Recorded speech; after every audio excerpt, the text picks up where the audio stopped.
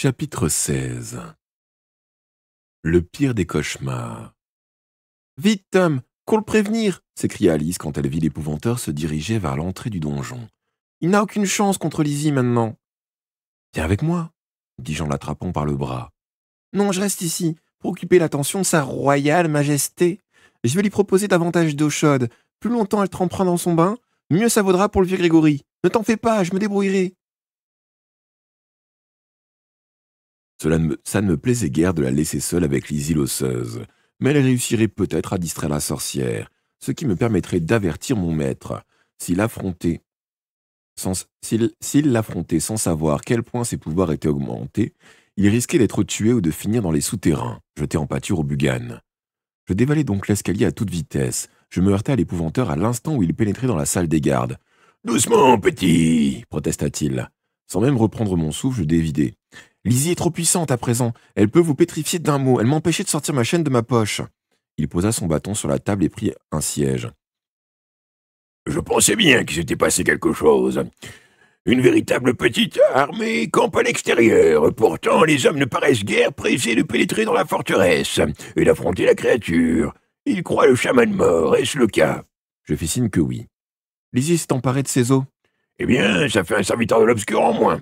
Les albardiers ont peur de Lizzie, ils ont donc décidé d'avoir recours à moi.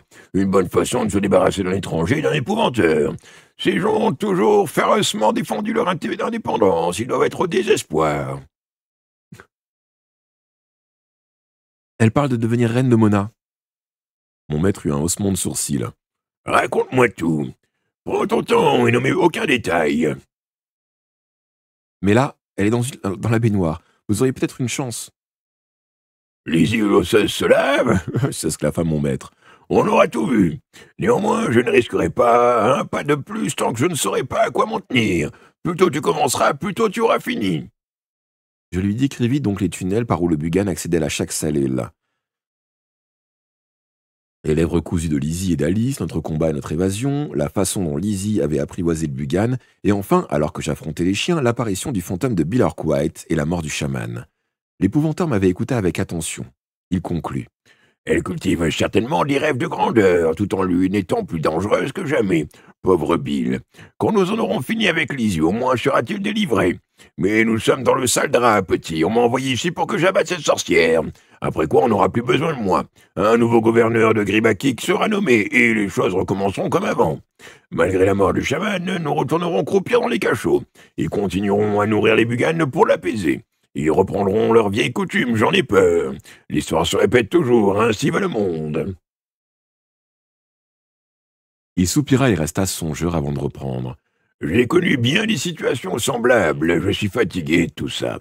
Physiquement et moralement, enfin, j'y réfléchirai plus tard, le plus urgent est d'en terminer avec Lizzie. Comme il se levait, j'ajoutai.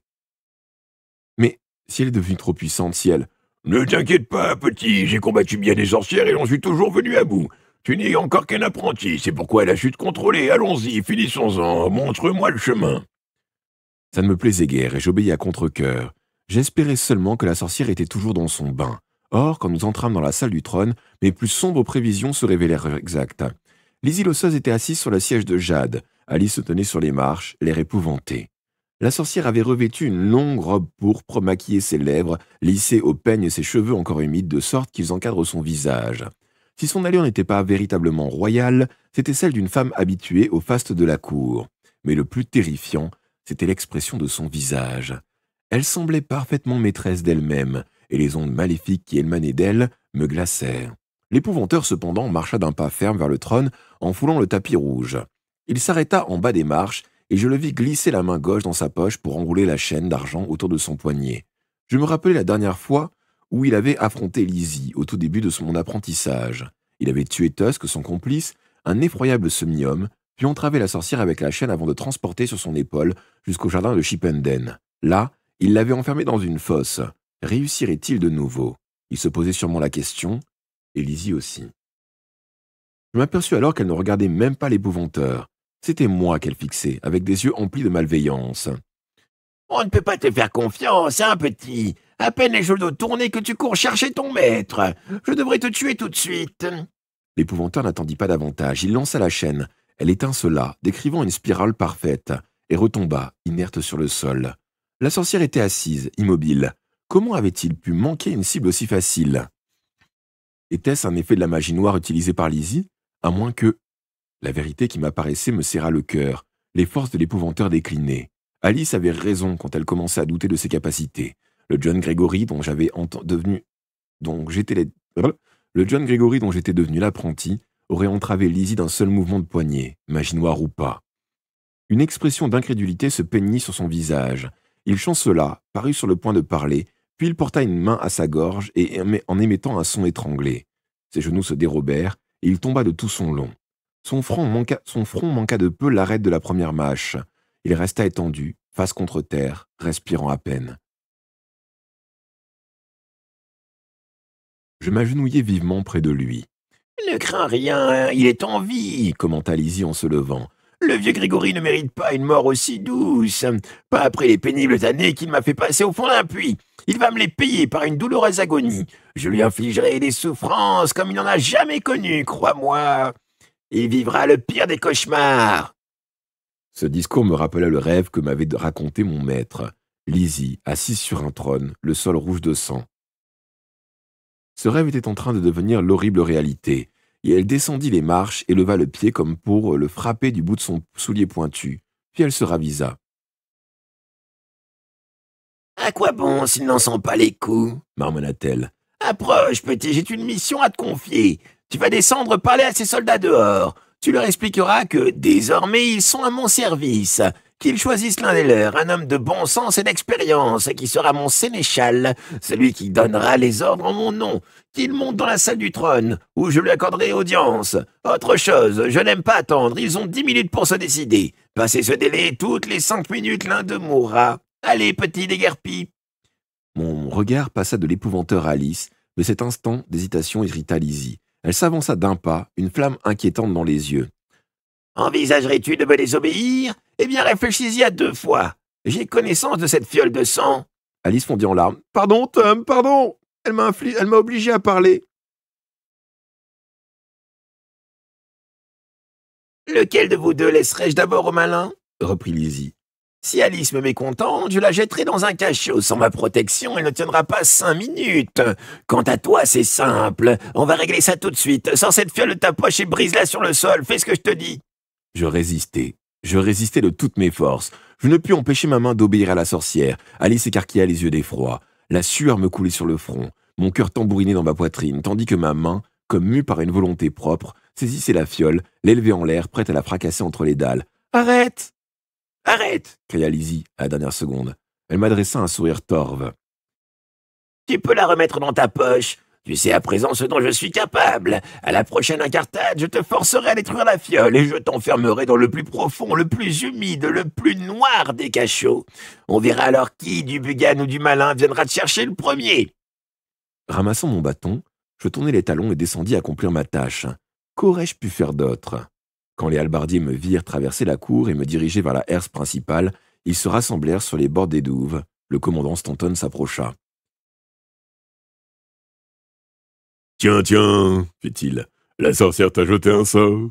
Quand on t'a envoyé là-dedans, tu étais grand et vieux, tu nous reviens jeune et nettement raccourci. » Des éclats de rire saluèrent ce trait d'esprit, mais l'arrêté était forcé, l'amusement factice. « Mon maître est blessé, dis-je, et je délivrai le message de Lizzie, inquiet de la réaction de Stanton. Il ne paraissait pas homme à accepter tranquillement le plan de la sorcière pour gouverner Gribakik. Je doutais aussi qu'il consente à lui choisir un sénéchal. J'espérais seulement que l'idée ne lui viendrait pas de me punir, moi, le messager. Il n'eut guère l'air impressionné. « Elle nous va de son service, hein, et si ça n'entrait pas dans nos projets. Elle vous accorde 10 minutes pour vous décider, après quoi, toutes les 5 minutes, l'un de vous mourra. » Une rumeur d'appréhension courut parmi les hommes rassemblés. Je sentais la peur se transmettre de l'un à l'autre, telle une maladie contagieuse. Stanton resta silencieux quelques instants. Il contemplait le donjon, l'air soucieux. Puis il ramena son regard vers moi. « Tu es apprenti épouvanteur, tu t'y connais. En est-elle vraiment capable? Peut-elle tuer à distance ?» Les sorcières usent parfois de sortilèges pour atteindre leurs ennemis de loin. Ça ne marche pas toujours, mais l'Isil osseuse est très puissante. Je l'ai vu faire des choses que je n'aurais pas cru possibles. Un épouvanteur était en partie immunisé contre la sorcellerie, et mon maître a de longues années d'expérience. Ça ne m'a guère aidé. J'achevai tristement. Elle a usé de magie noire, et il est tombé sans connaissance à ses pieds. Qui sait ce dont elle est capable? Il hocha la tête, se tourna vers ses hommes.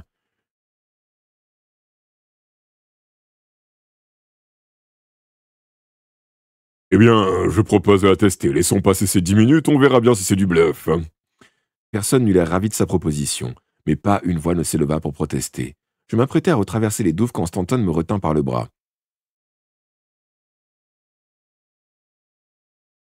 Non, petit, tu restes avec nous jusqu'à ce qu'on sache à quoi s'en tenir. Il me fit asseoir près du feu et s'accroupit près de moi pour se chauffer les mains. Qui d'autre est dans la tour à part ton maître et la sorcière demanda-t-il. Mon amie Alice. Alice, la petite sorcière qui a survécu au test du tonneau? La sournoise qui m'a assommé avec une pierre? Elle n'est pas sorcière. Barul pensait que si elle s'y connaissait, il s'y connaissait. Elle n'est pas sorcière, insistai-je.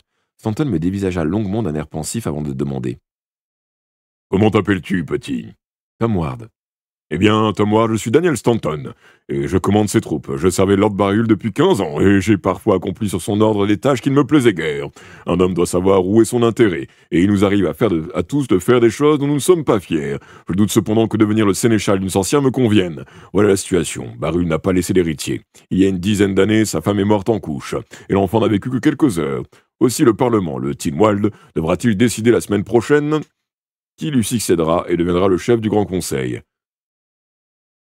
Mon devoir est donc à présent de sécuriser cette forteresse pour son prochain gouverneur, qui sera mon nouveau maître, ce qui m'oblige à m'occuper de cette sorcière, d'une manière ou d'une autre.